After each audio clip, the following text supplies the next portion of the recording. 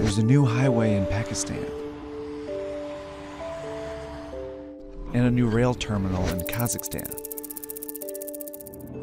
A seaport in Sri Lanka recently opened, as well as this bridge in rural Laos. What's interesting is that they're all part of one country's project that spans 3 continents and touches over 60% of the world's population. If you connect the dots, it's not hard to see which country that is.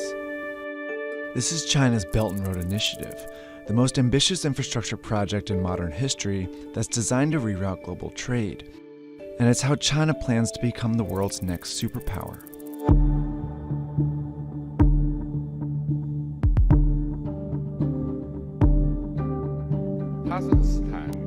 Kazakhstan. It's 2013, and Chinese President Xi Jinping is giving a speech in Kazakhstan, where he mentions the ancient Silk Road, a network of trade routes that spread goods, ideas, and culture across Europe, the Middle East, and China as far back as 200 BC. He then says, "We should take an innovative approach and jointly build an economic belt along the Silk Road." A month later, Xi is in Indonesia. The two sides should work together to build up a new maritime road in the 21st century. These two phrases were the first mentions of Xi's legacy project, the multi-trillion-dollar Belt and Road Initiative, or BRI. They're also the two components of the plan. There's an overland economic belt of 6 corridors that serve as new routes to get goods in and out of China, like this railroad connecting China to London, and these gas pipelines from the Caspian Sea to China, and a high-speed train network in Southeast Asia. Then there's the Maritime Silk Road, a chain of seaports stretching from the South China Sea to Africa that also directs trade to and from China. The BRI also includes oil refineries, industrial parks, power plants, mines, and fiber optic networks, all designed to make it easier for the world to trade with China. So far, over 60 countries have reportedly signed agreements for these projects. And the list is growing because China promotes it as a win-win for everyone. Take, for example, the BRI's flagship project, Pakistan. Like many countries in Central and South Asia, Pakistan has a stagnant economy and a corruption problem. It wasn't a popular place for foreign investment, that is until China came along. In 2001, China offered to build a brand new port in the small fishing town of Gwadar. By 2018, the port, as well as a highway and railway networks, became a $62 billion corridor within the BRI.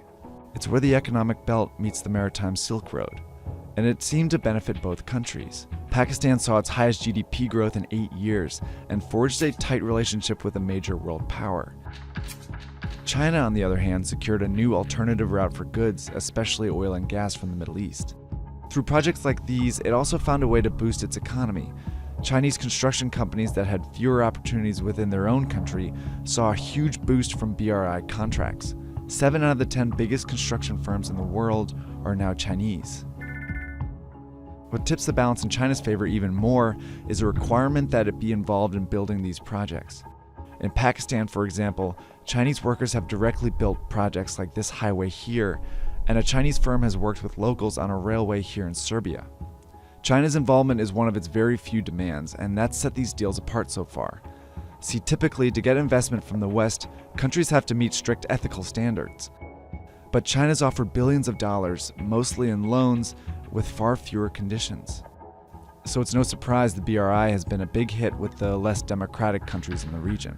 China has signed agreements with authoritarian governments, military regimes, and some of the most corrupt countries in the world. It's even affiliated with Afghanistan, Ukraine, Yemen, and Iraq, all currently splintered by conflict. Because of China's willingness to loan money to unreliable countries, many experts have called the BRI a risky plan.